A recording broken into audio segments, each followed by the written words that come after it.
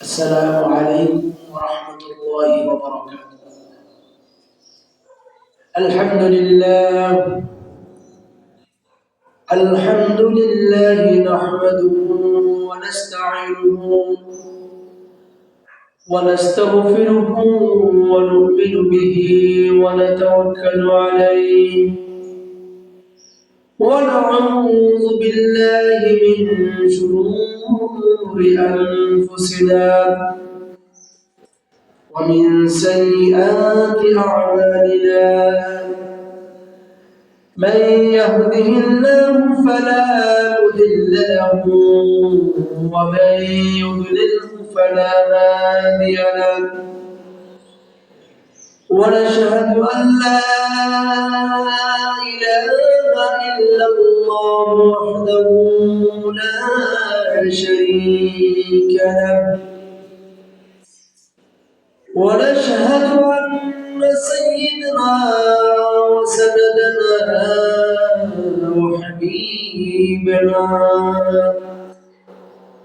وحبيب ربنا مولانا محمدا عبده ورسوله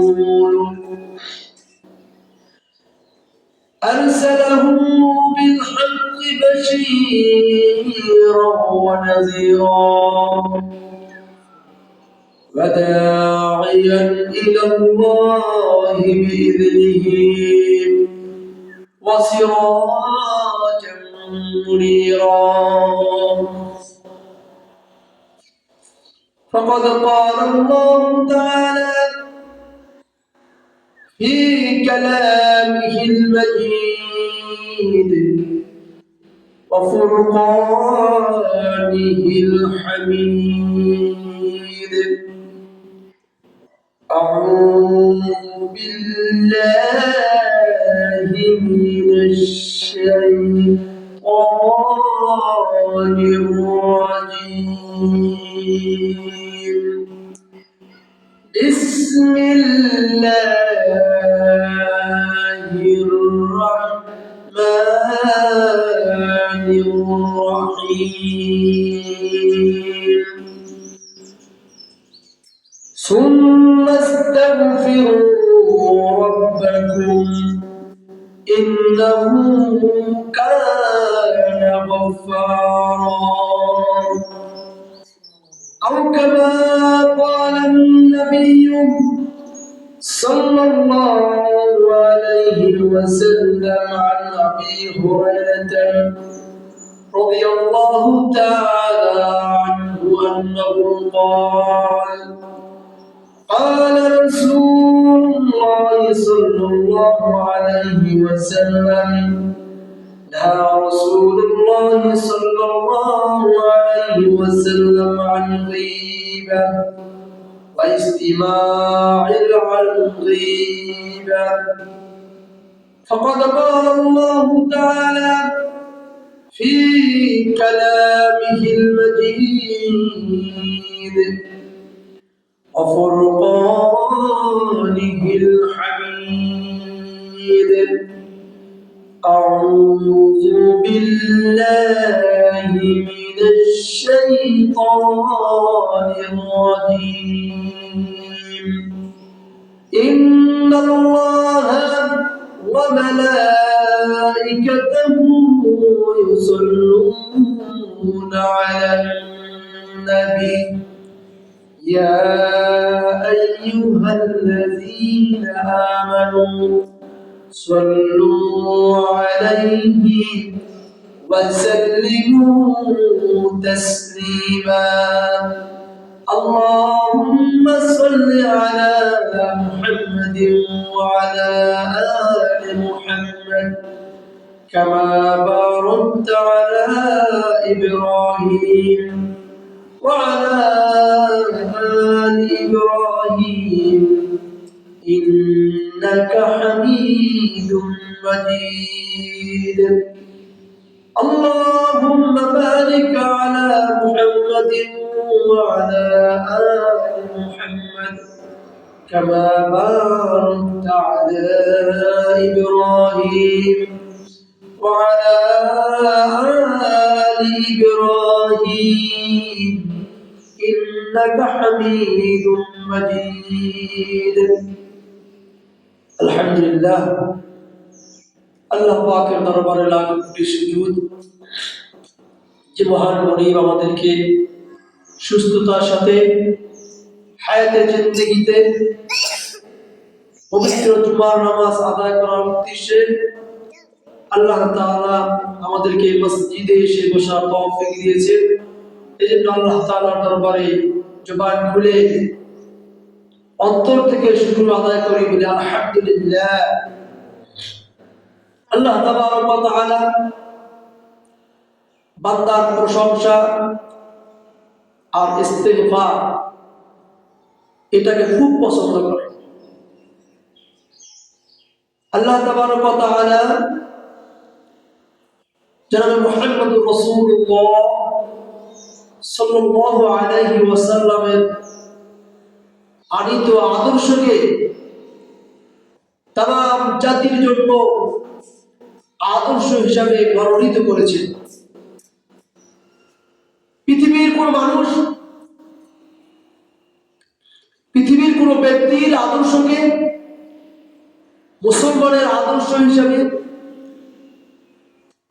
অনুসরণ করা জায়েজ নেই।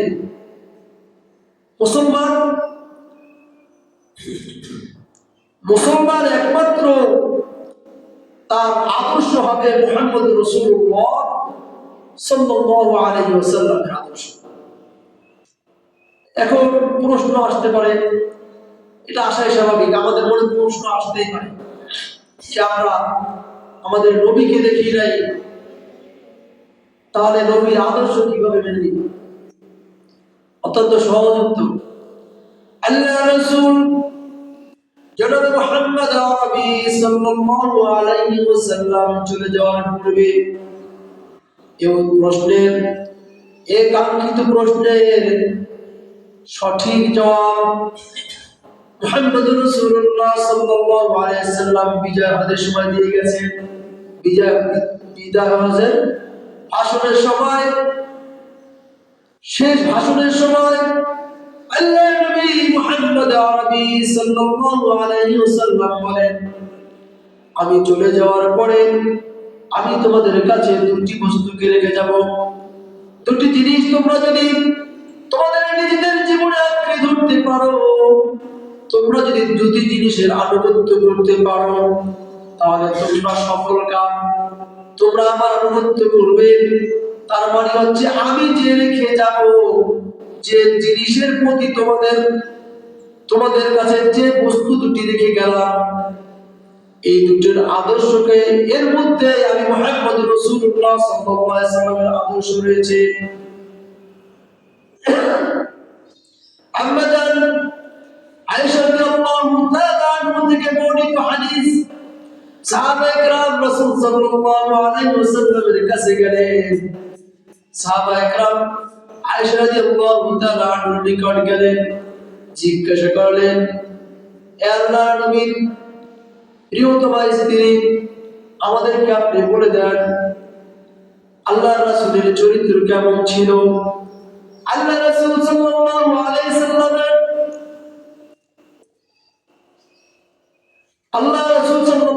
ওয়াসাল্লামের অর্ধাঙ্গিনী হযরত আয়েশা রাদিয়াল্লাহু তাআলা আনহা বলেন, তোমরা কি কোরআন দেখো না? তোমরা কি কোরআন পড়ো না? পুরো কোরআনটাই হচ্ছে আল্লাহর নবী মুহাম্মদ আরবি সাল্লাল্লাহু আলাইহি ওয়াসাল্লামের জীবন আদর্শ। তাহলে আল্লাহ রাসূল কি দুটো রেখে গেলেন? একটা হচ্ছে হাদিস কিতাবুল্লাহ, একটা আর আল্লাহ রাসূলের হাদিস একটা। আল্লাহ রাসূলের বাণী বা আল্লাহ রাসূলের কথা কাজ দুনিয়ার জমিনে আসার পর থেকে মৃত্যু পূর্ব পর্যন্ত আল্লাহ রাসূল যেভাবে চলছেন, আল্লাহ রাসূল যেভাবে খেয়েছেন, আল্লাহ রাসূল যেভাবে কথা বলেছেন, আল্লাহ রাসূল মানুষের সাথে যেভাবে মুআশারা করেছেন, প্রত্যেকটা বিষয়ে আল্লাহ রাসূলের হাদিস রয়েছে। এজন্য হাদিস আর কোরআন হচ্ছে রাসূলের চরিত্রের পুরোটাই। আল্লাহ রাসূল রেখে গেলেন হাদিস আর কোরআন। আল্লাহ তাআলা কোরআনে কারীমের মধ্যে বলেন, সুম্মাস্তাগফিরু রাব্বাকুম ইন্নাহু কানা গফফারা।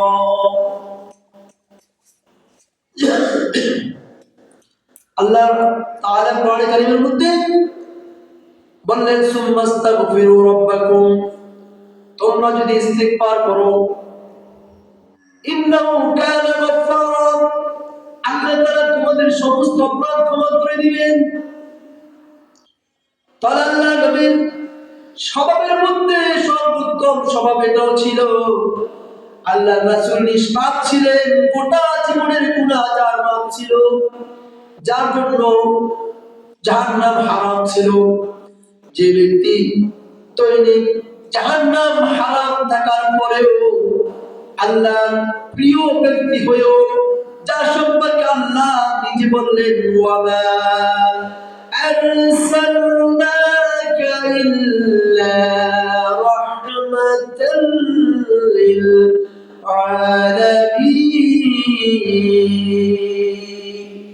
যে ব্যক্তি সম্পর্কে আল্লাহ তাআলা পবিত্র কোরআনের মধ্যে আয়াত নাযিল করেন, হে নবী, আপনাকে আমি রহমত হিসেবে তামাম জাহানের জন্য, শুধু মুসলমান নয়, শুধু হিন্দু নয়, নির্দিষ্ট কোনো জাতি নয়, নির্দিষ্ট কোনো গোত্র নয়, তামাম জাহানের জন্য আমি আপনাকে রহমত হিসেবে প্রেরণ করেছি।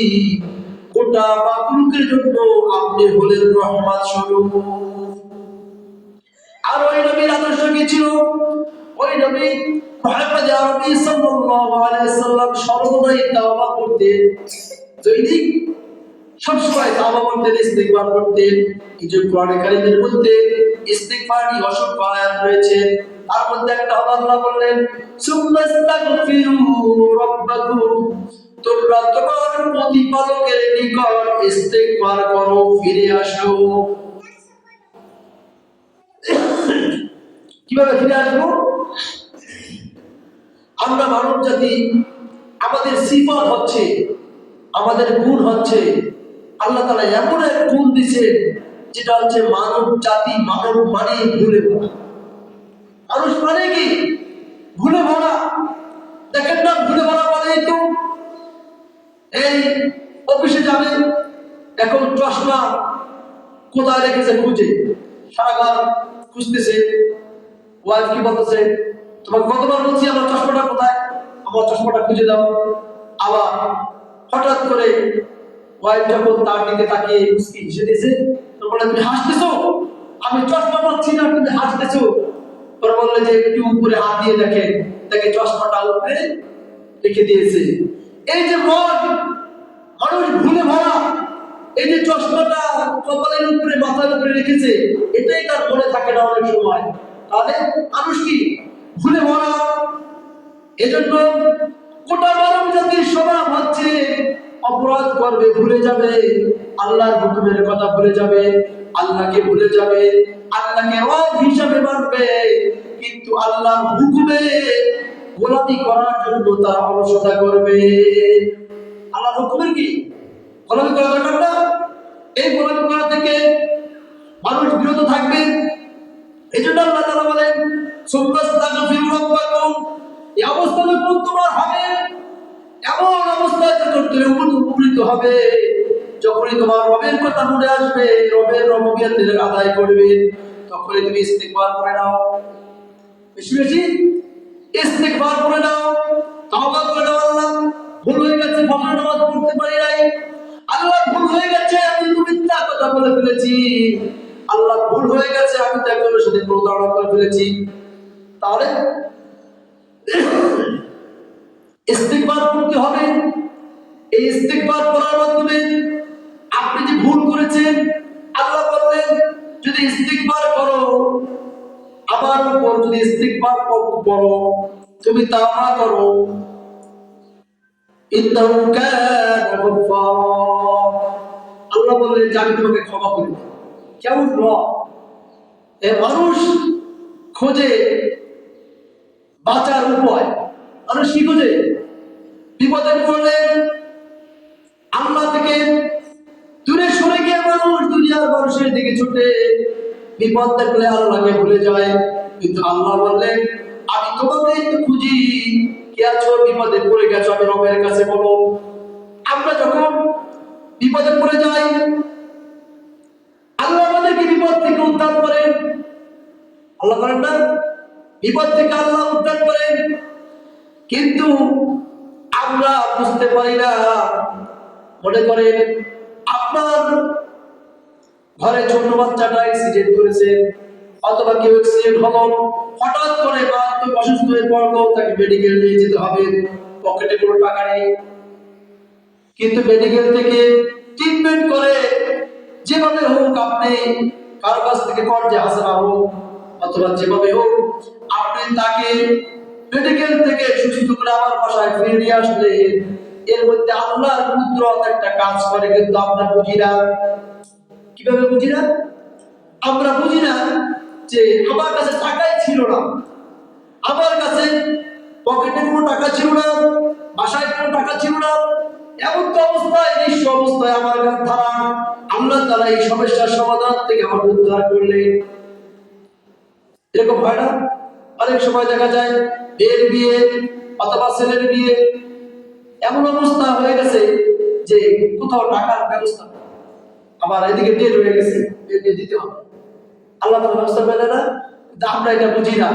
ওই মুহূর্তে আবার আল্লাহ যে আমাকে গায়েব থেকে সাহায্য করেছেন, ওই মুহূর্তে যে আমার সত্য আমাকে মানুষের মাধ্যমে, মানুষের রূপ ধরে অথবা মানুষের মাধ্যমে আমাকে সাহায্য করছে, এটা আমরা বুঝতে চাই না। আমরা মনে করি আল্লাহ আমাকে বিপদে ফেলে দিয়েছে।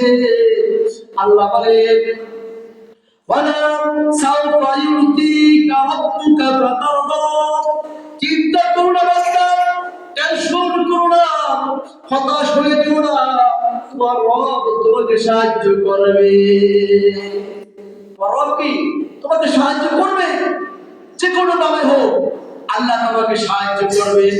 আল্লাহ তো অপেক্ষায় রয়েছে, আল্লাহ তো প্রতীক্ষা থাকে। আল্লাহ তো শুধু বান্দা আল্লাহর কাছে চাইবে, এই চাওয়াটার অপেক্ষা করে আল্লাহ। বান্দা অপরাধ করে ফেলছে, ক্ষমা চাওয়ার জন্য আল্লাহ তাআলা প্রস্তুত রয়েছে, অর্থাৎ আপনি ক্ষমা চাইবেন, আল্লাহ প্রতীক্ষা থাকে। বান্দা অপরাধ করে ফেলছে, এই বান্দা কখন ইস্তিগফার করে আমি আল্লাহর দিকে ফিরে আসবে, আমি আল্লাহ তাকে ক্ষমা করে দিব, কখন সে ইস্তিগফার করবে আর বলবে, আল্লাহ আমার ভুল হয়ে গেছে, মালিক আমাকে ক্ষমা করে দেন, আমি অপরাধ করে ফেলেছি, আমাকে আপনি ক্ষমা করে দেন। এই কথা কখন বলবে? এই জন্য আল্লাহ প্রতীক্ষায় থাকেন। বান্দা যখনই আল্লাহকে ডাক দেয়, আল্লাহকে যখনই বলে, আল্লাহ আমার অপরাধ হয়ে গেছে, আমাকে ক্ষমা করে দেন, আল্লাহ তাআলা বললেন, বান্দা তোমার এই জন্য ইস্তিগফার ছিলাম, আমি অপেক্ষায় ছিলাম, তুমি আমার কাছে ক্ষমা চাইবে আর আমি তোমাকে ক্ষমা করে দিব। এজন্য আল্লাহ বলেন, সুবহানাস্তাগফিরু রাব্বাকুম ইন্নাহু কানা গফফারা। তুমি যদি আল্লাহর কাছে ইস্তিগফার করবে, ক্ষমা চাইবে, আল্লাহ তাআলা তোমাকে ক্ষমা করবে। দেখেন, ইস্তিগফার এমন একটা বিষয় যেটা প্রত্যেকটা মানুষের জীবনে বাধ্যতা। ইস্তিগফার হচ্ছে কি প্রত্যেকটা মানুষের জীবনে বাধ্যতামূলক একটা কর্ম, একটা কাজ। ইস্তিগফার দ্বারা নবীরা ইস্তিগফার করেছেন। কেন করেছেন?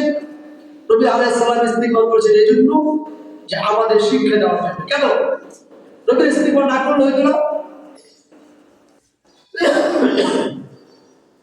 যেহেতু নবীদের ইস্তিগফার হচ্ছে আমাদের জন্য একটা শিক্ষা, এজন্য নবী মুহাম্মদ রাসূলুল্লাহ সাল্লাল্লাহু আলাইহি ওয়াসাল্লাম একাধিকবার তাওবা করেছেন। দৈনিক 100 বার তাওবা করার জন্য হাদিসে আসছে যে কোন মুসলমান দৈনিক 100 বার যদি তাওবা করে আর 100 বার যদি দুরূদ পড়ে, আল্লাহ তাআলা বলেন ওই ব্যক্তির ক্ষমা, ওই ব্যক্তির ইস্তিগফার আল্লাহর কাছে কবুলিয়তের সমান। তাহলে আমরা আমাদের ভুলের জন্য কার কাছে ক্ষমা চাইবো? আল্লাহর কাছে। কার কাছে? আল্লাহর কাছে। আর এই ইস্তিগফারের শিক্ষা হচ্ছে আমাদের নবী থেকে। কাদের থেকে? নবী আলাইহিস সালাম থেকে আমাদের ইস্তিগফারের শিক্ষা, যে তোমরা ইস্তিগফার করো, বেশি বেশি ইস্তিগফার করো। যদি তোমরা এইভাবে ইস্তিগফার করো, তাহলে আল্লাহ তাআলা বলেন ক্ষমা করে দিবেন তোমাদেরকে। আল্লাহ তাআলা কোরআন কারীমের মধ্যে অন্যত্র বলেন, وَمَن يُطِعِ اللَّهَ وَرَسُولَهُ يُدْخِلْهُ جَنَّاتٍ تَجْرِي مِن تَحْتِهَا الْأَنْهَارُ وَمَن يُطِعِ اللَّهَ وَرَسُولَهُ, তোমরা যদি আল্লাহ রাসূলের আনুগত্য করো, আল্লাহ রাসূলের আনুগত্য করো, ইদখিলহু জান্নাতিন তাজরি মিন তাহতিহাল আনহার। আল্লাহ বলেন, যদি তোমরা আবার আল্লাহ রাসূলের আনুগত্য করো, তাহলে ইদখিলহু জান্নাতিন, তোমরা প্রবেশ করবে, তোমরা দাখিল হবে, তোমাদের যেখানে প্রবেশ করা হবে, ইদখিলহু জান্নাতিন তাজরি মিন তাহতিহাল আনহার। আল্লাহ বলেন, তোমাদের জন্য সুন্দর একটা জান্নাত দান করব। এই জান্নাতটা কেমন? তাজরি মিন তাহতিহাল আনহার, যে জান্নাতের তলদেশ দিয়ে নহর প্রবাহিত, সর্বদিক নহর, পানির নহর, পানির ঝর্ণা, শরবতের ঝর্ণা, খাবারের ঝর্ণা, খাবারের নহর থাকবে। আল্লাহ তাআলা বললেন, যদি আবার রাসূলের আনুগত্য করো, যদি আল্লাহকে ভালোবাসো, আমার রাসূলের আনুগত্য করো, তাহলে আমি তোমাদের জন্য জান্নাত রেখেছি। পক্ষান্তরে আল্লাহ বলেন, ওয়া মান ইউতি'আল্লাহ ওয়া রাসূলাহু ওয়া মান ইয়াসিল্লাহ ওয়া রাসূলাহু, যদি আল্লাহ রাসূলের পথ থেকে তোমরা সরে আসো, যদি আল্লাহ এবং আল্লাহ রাসূলের পথ থেকে তোমরা সরে যাও, এই পথকে অনুসরণ না করো, ফায়দখিলহু নারান, তাহলে জেনে রেখো, তাহলে তোমরা প্রবেশ করবে জাহান্নামে। কোথায়? যদি আল্লাহ রাসূলের পথকে তোমরা অনুসরণ না করতে পারো, তাহলে তোমাদের জন্য রয়েছে জান্নাত নয় জাহান্নাম। ফায়দখিলহু নারান, আল্লাহ তাআলা বললেন, তাহলে তোমাদের জন্য ভয়ঙ্কর আগুনের স্থান রয়েছে জাহান্নাম। খালিদিনা ফিহা, আল্লাহ তাআলা বলেন, সেখানে তারা চিরস্থায়ীভাবে বসবাস করবে। তাহলে আল্লাহ তাআলা বললেন, যদি আল্লাহ রাসূলকে আনুগত্য না করো, অনুসরণ না করো, তাহলে তোমাদের জন্য ভয়ানক জাহান্নামের আগুনের সুসংবাদ দাও, সুসংবাদ দিয়ে দাও। ফায়দখিলহু নারান খালিদিনা ফিহা আবাদা, যেখানে চিরস্থায়ী আগুনের ব্যবস্থা রয়েছে, শাস্তির ব্যবস্থা রয়েছে। তাহলে আল্লাহ রাসূলের আনুগত্য করা,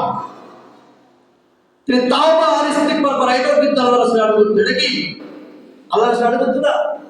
আল্লাহ তাআলা বলছেন এই কোরআনের মধ্যে যে সুবহানাল্লাহি রাব্বাকুম, তোমরা তাওবা করো। আল্লাহ রাসূল মুহাম্মদুর রাসূলুল্লাহ সাল্লাল্লাহু আলাইহি ওয়াসাল্লাম বলেন যে তোমরা দৈনিক 100 বার তাওবা করো। যখনই তাওবা করবে, যখনই অপরাধ করবে, যখনই অন্যায় করবে, যখনই তোমাদের দ্বারা কোনো অন্যায় হবে, অপরাধ হবে, সাথে সাথে তোমরা কি তাওবা করো, ফিরে আসো। তাওবা মানে কি? ফিরে আসা, ভুল স্বীকার করা। এই ভুল স্বীকার করতে গিয়ে আমরা কৃপণতা করি, এমন কৃপণতা করি, এমন বখিলতা করি যে মনে হয় দুনিয়ার জমি থেকে আর যেতে হবে। কি মনে করি? যে দুনিয়ায় আসলে আর যাবো না। আরে ভাই, দুনিয়াতে থাকার জায়গা নয়। একটু নীরবে স্তব্ধে চক্ষুটা বন্ধ করে চিন্তা করে দেখে, এই মায়ার পৃথিবী আসলে কে আপনার আপন নয়, আবার আপনার কেউ আপন নয়। আপনি যখন মৃত্যুবরণ করবেন, আবার যদি আজকে আমার ভিতর থেকে আমার রূহ নামক প্রাণ পাখিটা বের হয়ে যায়, পৃথিবী আমার জন্য মিথ্যা হয়ে যাবে। পৃথিবী কি মিথ্যা পরিচিকা হয়ে যাবে। কেউ কাঁদবে না। খুব কাছের যারা আছে তারা একটু কিছু সময় কান্নাকাটি করবে, আর সবচেয়ে কাছের যে আছে, যদি মনে করেন আপনার খুব ভালোবাসে আপনার স্ত্রী বা আমার স্ত্রী খুব ভালোবাসে, এমন যদি হয় প্রাণের স্ত্রী কিছু সময় কাঁদবে, আর দুনিয়ার জমিনে সবচেয়ে বেশি যে কাঁদবে, যদি আপনার মা বেঁচে থাকেন তাহলে মা কাঁদবে। মা সারাক্ষণই কাঁদবে, মা সন্তানের জন্য সারাক্ষণই কাঁদবে। কারণ সন্তানের জন্য সবচেয়ে বেশি আপনাকে ভালোবাসে আপনার মা। মায়ের ভালোবাসার মূল্য আমরা করতে পারি নাই, আমরা মাকে ভালোবাসতে পারি নাই, কিন্তু মা আমাদের ঠিকই ভালোবাসে। যদি আজ আমার মৃত্যু হয়ে যায়, যার মৃত্যু হয়ে যাবে ওই ব্যক্তির মা বেঁচে থাকলে ওই মা ছেলে সন্তানের জন্য খুব কাঁদে, এমনকি পাগল হয়ে যেতে পারে। ছেলের সন্তানের স্মৃতি বিজড়িত পোশাক অথবা বসার জায়গা অথবা পড়ার টেবিল অথবা খাবার জায়গা, খাবার টেবিলে গিয়েও মা কাঁদবে আর বলবে আমার সন্তান ছিল, আমার সন্তান এখানে বসে খেত। পোশাকটা নিয়ে বা বুকে জড়িয়ে বলবে আমার সন্তান এই পোশাকটা পরতো। আপনার গায়ের গন্ধটা মা বারবার নেবে আর আপনাকে অনুভূতি করবে আমার সন্তানটা ছিল। কিন্তু তারপরও দেখবে 40 দিন 50 দিন চলে গেলে আর কেউ কাঁদবে না। কেউ কাঁদবে? কেউ কান্না করা নেই। পৃথিবীটা আসলেই খুব নিষ্ঠুর। এজন্য যতবার ইস্তিগফার করব, নিজের কবরের জন্য নিজে চিন্তা করব, নিজের নামাজ নিজের পড়তে হবে, ইস্তিগফার করতে হবে বেশি বেশি। এই শাবান মাস আসলে আল্লাহ রাসূল সাল্লাল্লাহু আলাইহি ওয়াসাল্লাম বেশি বেশি তাওবা করতেন, বেশি বেশি ইস্তিগফার করতেন, বেশি বেশি নফল নামাজ পড়তেন আর বলতেন আল্লাহুম্মা বারিক লানা ফি রজব ওয়া শাবান ওয়া বাল্লিগনা রমাদান। ওয়া আল্লাহ এই শাবান রজব মাসের বরকত মাগফিরাত আমাকে দান করে আর আমার হায়াতটাকে রমজান পর্যন্ত বর্ধিত করে দেন। কেন বলতেন? এই রমজান মাস হচ্ছে মুসলমানের ক্ষমার সিজন। দেখেন না, এই যে ফসল উঠলে ধান উঠলে ধানের সিজন বলি না আমরা, কি বলি? ধান আসলে ধানের সিজন, পাট আসলে পাটের সিজন, কিছুদিন পর ভুট্টা আসলে ভুট্টার সিজন পাবো। এরকম বছরের মধ্যে সব মাসের মধ্যে সবচেয়ে ক্ষমার মাস হচ্ছে রমজান মাস। এই রমজান মাস আসলে আল্লাহ তাআলা বান্দাদের জীবনের গুনাহ সব মাফ করে দেন। এটা সিজন। এজন্য আল্লাহ নবী মুহাম্মদুর রাসূলুল্লাহ সাল্লাল্লাহু আলাইহি সাল্লাম এই মাস আসলে রমজান মাস আসলে আসার পূর্বে এই শাবানের চাঁদে এই রজবের চাঁদে বেশি বেশি নফল নামাজ পড়তেন আর রাতের আধারে উঠে কাঁদতেন আর সিজদায় গিয়ে নফল নামাজের মধ্যে বারবার বলতেন আল্লাহুম্মা বারিক লানা ফি রজব ওয়া শাবান ওয়া বাল্লিগনা রমাদান। আল্লাহ আপনি আমাদের এই রজব আর শাবান মাসের বরকত দান করে। তাই রজব আর শাবানের বরকত অবশ্যই আছে। কি বরকত আছে? যে এই মাসে মানুষের ব্যস্ততা আর তাড়াহুড়া যা থাক না কেন সমস্ত ঝামেলা থেকে তারা মুক্ত হয়ে রমজানের জন্য প্রস্তুতি নেবে। এই যে আগামী যুগ আসলে আমাদের রমজান চলে আসবে ইনশাআল্লাহ। আল্লাহ যদি হায়াত আমাদের বেঁচে রাখেন, এবার তো রমজান ইনশাআল্লাহ রোজা আর ছেড়ে দিব না। ইচ্ছা করতে পারি না আমরা ইনশাআল্লাহ? এবার তো রোজা যদি আল্লাহ আমাকে হায়াতে বাঁচায়, আমি একটা রোজা ছেড়ে দিব না ইনশাআল্লাহ। আর আল্লাহ তাআলার যে নিয়ামত রয়েছে, রহমত মাগফিরাত দিয়ে আমাদের জন্য যে বিস্তর করে রেখেছেন এই মাসটা, ওই মাসের ফজিলত আমরা অর্জন করব ইনশাআল্লাহ। এজন্য বেশি বেশি তাওবা করব, ইস্তিগফার করব, প্রতিদিন নামাজের জন্য, প্রতিদিন ভুলের জন্য আমরা ইস্তিগফার করে ফিরে আসবো। আল্লাহ তাআলা আমাদেরকে কবুল করবেন। আল্লাহ তাআলা কি আমাদেরকে কবুল করবেন যদি আমরা আল্লাহ তাআলার উপরে খাস তাওবা করতে পারি, আল্লাহ তাআলার সাথে কি খাস ওয়াদা করতে পারি যে আল্লাহ এই যে জীবনের 60টি বছর 40টি বছর 50 বছর কেটে গেল, কত ভুল করেছি আল্লাহ আপনি জানেন, আর কেউ জানে না। যেভাবে আমি গোপনে করেছি আপনি গোপনে জানেন। আর যদি আমার অপরাধ প্রকাশ হয়ে যেত, দুনিয়ার মানুষ আমার গায়ে ধুয়ে দিত, তার চেয়ে আপনি গোপনে জানেন, আমার জন্য আপনি গোপনে মাফ করে দেন আল্লাহ। আমার জন্য গোপনে আপনি মাফ করে দেন। আপনি গফার, আপনি রহমান, আপনি ছাড়া কেউ জানেন আমার অপরাধগুলো, আমাকে ক্ষমা করে দেন। আল্লাহ তাআলা ক্ষমার জন্য প্রস্তুত। আমরা কি এই কথা বলবো আমরা শোনার জন্য আর ক্ষমা করার জন্য আল্লাহ প্রস্তুত। আমরা এই প্রস্তুতি দিব, আল্লাহ যাতে আমাদেরকে ক্ষমা করে দেয়। আমিন। ওয়া আখিরু দাওয়ানা আলহামদুলিল্লাহি রাব্বিল আলামিন। যা সুন্নাত পড়েন, যারা কাবলা দিবসের